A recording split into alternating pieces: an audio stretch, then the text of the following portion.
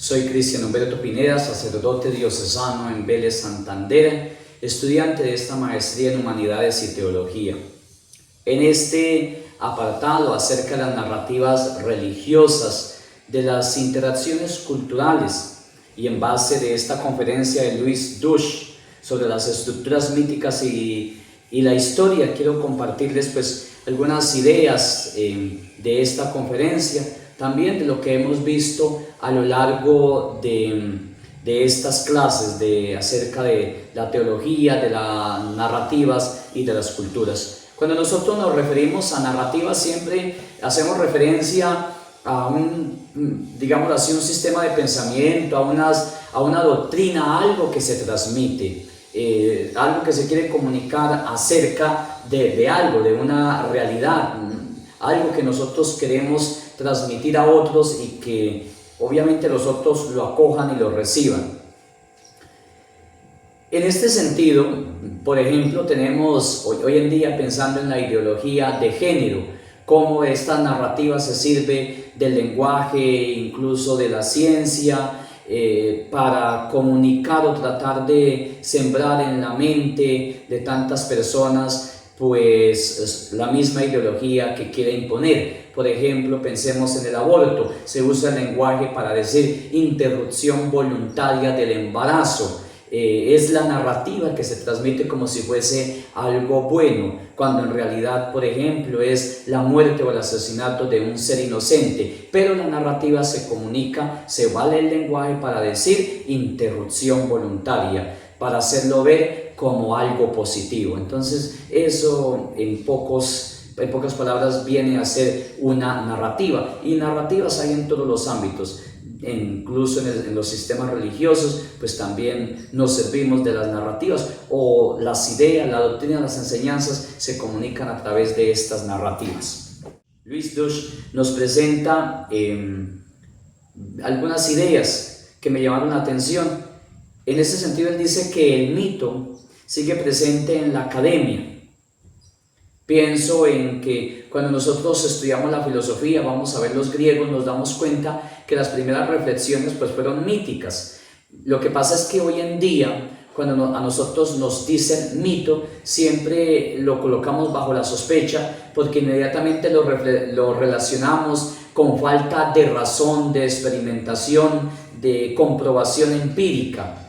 Y hay que decir que el mito no necesariamente se cae en la fantasía o en las ilusiones, porque estos hombres hace 2500, 2600 años no es que se encerraran como en una burbuja y empezaran a redactar. No, ellos, al ver lo que sucedía a su alrededor, la curiosidad, el asombro los llevaba a reflexionar, usaban su razón para dar una explicación de por qué sucedían, por qué y para qué sucedían las cosas, por qué sucedía, por qué salía el sol y por qué se ocultaba, por qué llovía y por qué tronaba. Entonces usaban su razón para dar una explicación. Por eso el mito, a veces, aunque crea sospecha, no debiese crear la sospecha, porque no significa que no significa una contradicción o que se oponga a la razón. Por el contrario, es un ejercicio racional.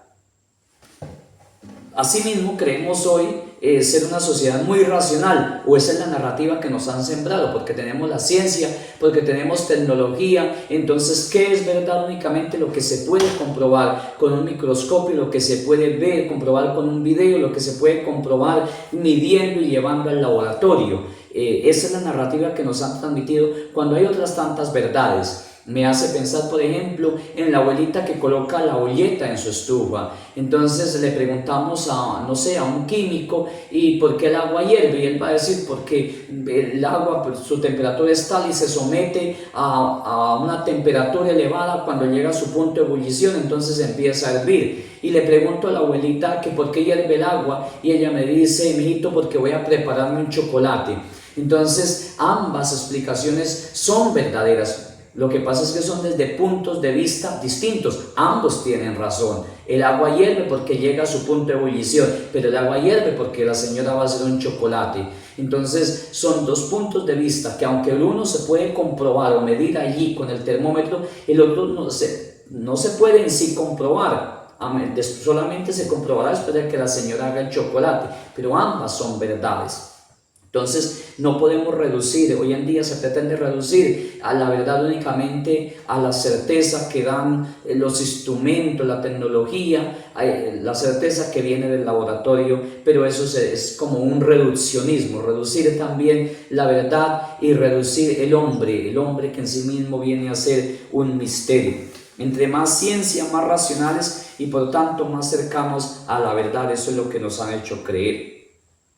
Mito e historia, dice Louis Duche, son intentos del hombre por explicar la realidad. Y es que nosotros no somos solo materia, también somos seres con emociones, con sentimientos, con fantasías, con ilusiones, y eso hace parte de nuestra realidad. Nosotros, por ejemplo, le damos a veces más prioridad a las verdades en base de nuestros prejuicios, en base de nuestras ilusiones y de nuestras fantasías. Si yo voy al médico y después de un examen me dice que tengo azúcar o que tengo hipertensión y me prohíbe comer dulce o estos alimentos, y entonces yo llego a mi mesa y encuentro un helado delicioso o encuentro un alimento que sé que me sube la tensión, pero mi gusto me dice, oiga, eso es delicioso, mi emoción, me voy a llevar por la emoción, pues me como esos alimentos sabiendo o a costa de que la ciencia me ha dicho que eso no es correcto, que eso me puede afectar. Entonces, el mito y la historia son intentos del hombre por explicar la realidad, y por eso sigue vigente y sigue presente en la academia y seguirá vigente. Pero vuelvo a decirlo,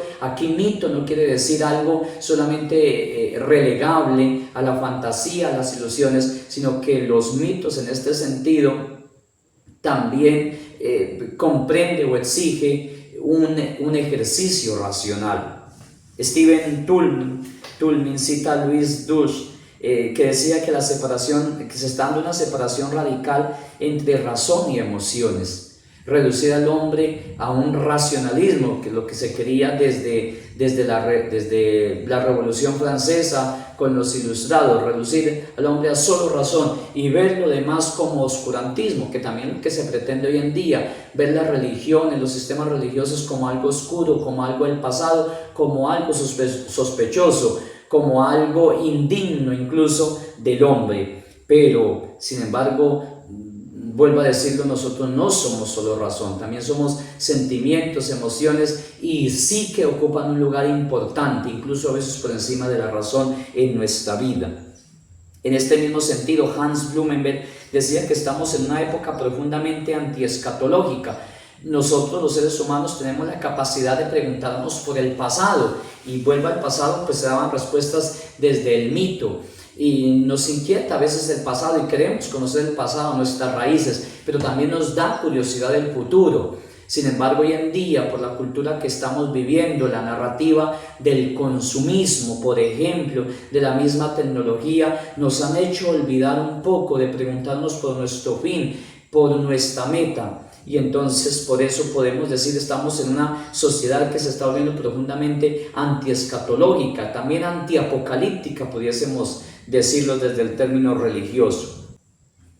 Es una realidad que nosotros no siempre, ya les decía, nos llena la verdad de la ciencia. Incluso colocamos la verdad a partir de nuestros gustos por encima de la verdad científica. Nosotros siempre buscamos alternativas, ya que somos seres sintientes con emociones. Yo, por ejemplo, estoy en una zona donde hace unos 50 años tuvo que vivirse o vivieron la violencia, las muertes, las persecuciones, no poder dormir. Entonces las narrativas de esa época hasta el día de hoy pues estarán en ese marco de la fe, de la violencia, de la lucha. Pero si vamos a un territorio donde siempre han vivido la paz, pues las narrativas estarán siempre en ese orden, y son narrativas que están condicionadas por los sentimientos, por las vivencias personales, incluso a veces lejos un tanto de lo poco que se puede comprobar a través de la ciencia.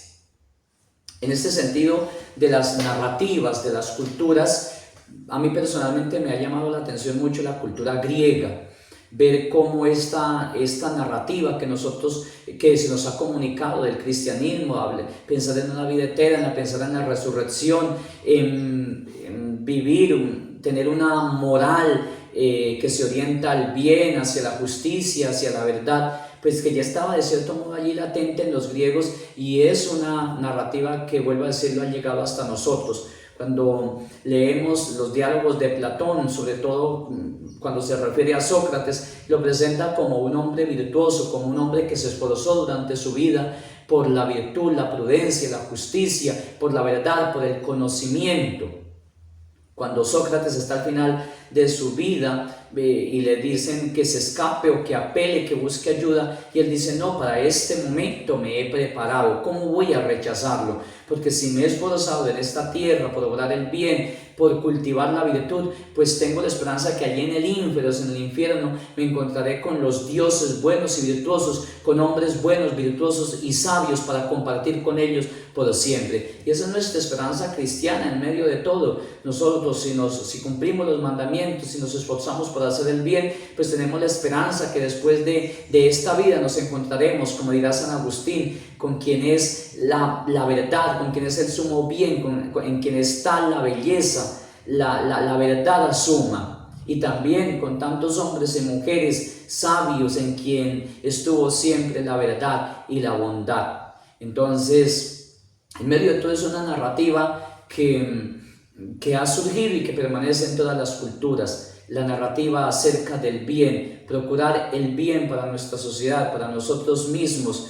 para nuestra familia. Una narrativa que ha llegado hasta nosotros. Y cuando nosotros miramos, por ejemplo, el Antiguo Testamento, el Nuevo Testamento vivió también de narrativas que recibió de otras culturas. El pueblo de Israel, eso no fue que de un día para otro fácilmente empezó a creer en el Dios único, en el monoteísmo. Eso debió ser un proceso que llevó muchos años, y por eso los mandamientos en el Antiguo Testamento, y por eso los castigos de parte de Dios, porque eso no fue fácil, no fue de un día para otro. Era un pueblo que vivía también, que recibía narrativas de otras culturas y que incluso las incorporó y las reestructuró, reelaboró, y nos quedaron a nosotros por escrito en el Antiguo y en el Nuevo Testamento.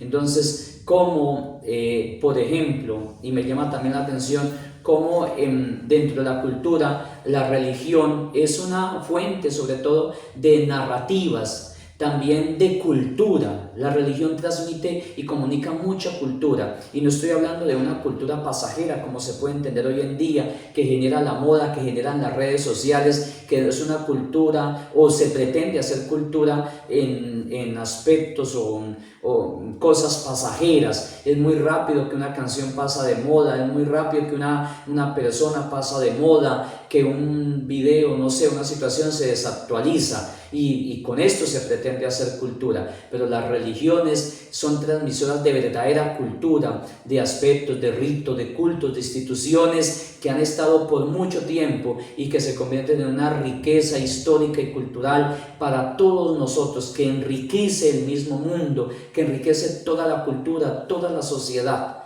Entonces, hay que valorar ese aspecto de las religiones en cuanto a sus narrativas, en cuanto a su cultura, y cómo todos estos elementos nos permiten interaccionar o entrar en contacto con otras culturas. Cómo a través precisamente de la cultura nosotros cristianos podemos relacionarnos con un judío, podemos relacionarnos con un budista, con un hinduista, con la cultura china, porque las culturas son ricas y tienen particularidades propias. Incluso nosotros acá en Latinoamérica tenemos una riqueza cultural, y eso nos permite entrar en contacto. Y sobre todo, vuelvo a decirlo, las riquezas culturales han girado en torno a la religión, y por eso, como decía Juan 23, son mucho más los elementos que nos unen que los que nos desunen, y cómo la cultura religiosa puede ser un punto de unión en este mundo fragmentado por la violencia y por el deseo de poder.